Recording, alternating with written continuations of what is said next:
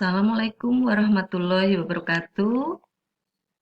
Selamat pagi anak-anak semuanya. Semoga tetap sehat dan berbahagia. Sebelum kita memulai materi pembelajaran pagi ini, awali dengan doa bersama. Berdoa dimulai.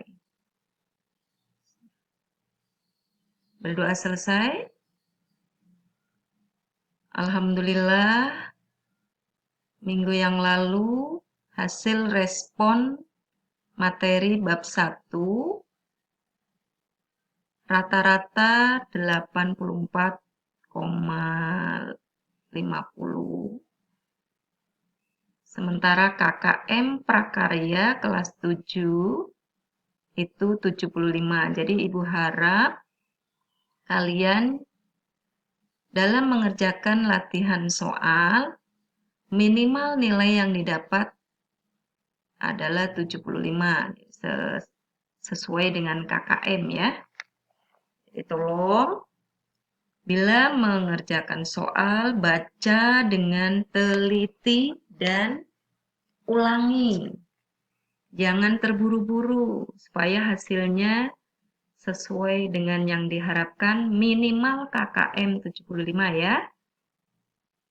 Nah, sekarang kita lanjutkan materi bab 1. Kemarin sudah sampai pada produk dan proses kerajinan bahan serat ya. Kalau kalian masih ingat, ada syarat-syarat perancangan benda kerajinan. Di antaranya adalah kegunaan, kenyamanan, keluasan, keamanan, dan keindahan. Ada 5 ya. Nah, selanjutnya dalam sebuah karya tentunya dalam pembuatannya diperlukan suatu proses perancangan yang baik. Nah, ada 8 proses yang harus diperhatikan ya.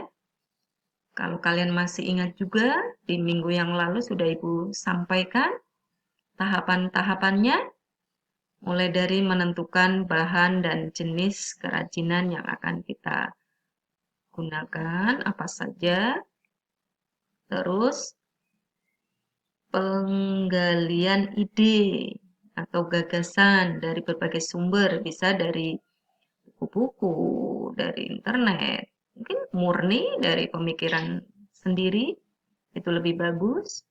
Yang ketiga, buat beberapa sketsa. Nah, sebelum membuat produk kerajinan, buat sketsanya dulu. Ya. Yang keempat, tentukan sebuah karya terbaik. Nah, kalau sudah ada sketsa, nanti buat yang terbaik. Terus yang kelima, kumpulkan bahan dan alat. Bahan-bahan apa saja yang digunakan, alatnya sudah siap. Yang keenam, pembuatan karya kerajinan. Langkah-langkahnya ya. Langkah-langkah membuat produk kerajinan itu apa saja. Nah, kalau sudah selesai menjadi produk kerajinan, yang ketujuh dievaluasi karyanya. Evaluasi apa yang kurang dalam pembuatan produk kerajinan itu. Yang kedelapan baru revisi hasil karya. Mungkin ada yang kurang bagus, kita revisi ya. Nah, selanjutnya materi kali ini dilanjutkan dengan produk kerajinan serat tumbuhan.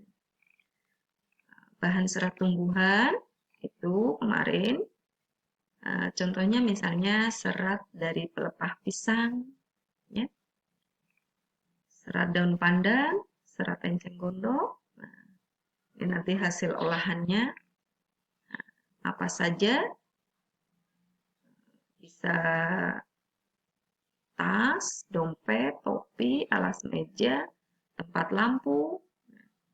Dalam pembuatan produk kerajinan bahan serat alam ini yang dari tumbuhan itu, teknik yang digunakan sebagian besar adalah dengan dianyam, ya. Nah, proses pembuatan bahan baku biasanya dengan dikeringkan dulu, ya, jemur.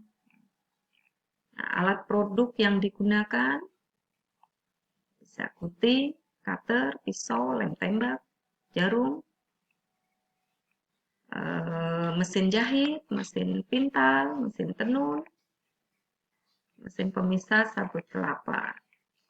Nah, hasil dari produk kerajinan bahan serat alam tadi, misalnya yang dari pelepah pisang, dari enceng gondok, ya, nah, itu bisa berupa tas, bisa berupa alas meja, ya, pajangan, dan lain sebagainya. Yang selanjutnya produk kerajinan serat hewan. Kerajinan dari serat hewan, contohnya bulu domba, serat ulat sutra, bulu biri-biri, kulit hewan. Nah, bisa nanti hasilnya berupa tas, juga bisa shawl, bisa juga jaket, ya. Karena dari serat hewan itu biasanya dari bulu domba, ya, dari ulat sutra, kepompong, bulu alpaka. Biasanya ini digunakan pada kita sehari-hari, terutama yang kalau musim dingin, ya, kita butuh baju penghangat, butuh shawl, jaket, bisa dihasilkan dari serat hewan ini. Alat produksi yang digunakan gunting, alat pencukur bulu, baskom, mesin jahit, mesin pemintal, mesin penggulung benang hasil pemintalan.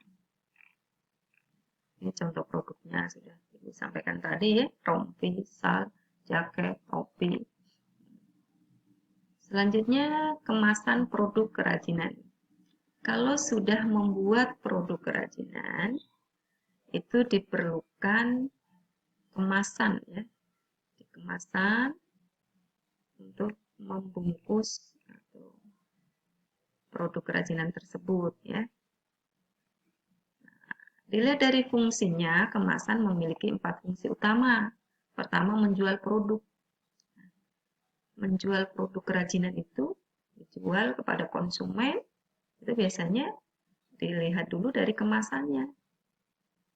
Kemasannya indah, cantik, menarik, nilai jualnya tinggi. Yang kedua, melindungi produk supaya produk tidak pecah, supaya tidak tergores, supaya aman. Yang ketiga, memudahkan penggunaan produk supaya lebih mudah dalam penggunaan produk tersebut. Dan yang keempat, memperindah penampilan produk supaya lebih indah lagi, menarik perhatian, otomatis konsumen akan membeli. Ini contohnya, biasanya di pameran-pameran produk kerajinan itu kemasannya cantik-cantik, ya, supaya pembeli jadi tertarik untuk membeli. Yang selanjutnya, contoh proyek kerajinan bahan serat. Dalam pembuatan kerajinan bahan serat, itu ada langkah-langkah yang harus kita lakukan. Pertama, perencanaan. Dalam perencanaan itu dibutuhkan identifikasi kebutuhan. Nah, diperlukan ide gagasan, ya. Kita itu akan membuat apa? Buat sketsanya, ya. Sketsa yang terbaik. Terus pelaksanaan. Nah, dalam pelaksanaan dibutuhkan bahan-bahan. Bahan-bahan, terus alat yang kita perlukan, nah, baru proses pembuatannya. Pembuatan produk kerajinan itu dimulai dari pertama, ya, menggunting misalnya, bahannya diukur, terus baru dikerjakan langkah demi langkah. Nah, ini bisa bisa kalian lihat di YouTube ya, langkah-langkah pembuatan kerja. Sebenarnya kalau kita tatap muka bisa praktek langsung, tapi kalau karena pandemi ya mohon maaf, jadi kalian bisa lihat tutorialnya. Silahkan kalian lihat-lihat di YouTube pembuatan produk kerajinan dari serat, baik serat tumbuhan maupun dari hewan ya. Untuk pengetahuan kita ya.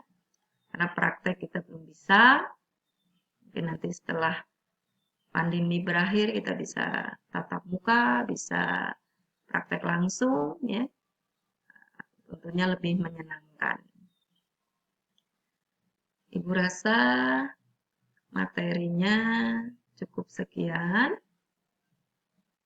Nanti ada latihan soal lagi, tolong dibaca dengan teliti ya, supaya hasilnya lebih bagus. Minggu depan kita akan membahas materi bab 2. Silakan dibuka bukunya, pelajari ya. Jadi untuk materi hari ini Ibu cukupkan. Terima kasih atas perhatiannya. Sampai jumpa minggu depan. Ibu akhiri. Wassalamualaikum warahmatullahi wabarakatuh.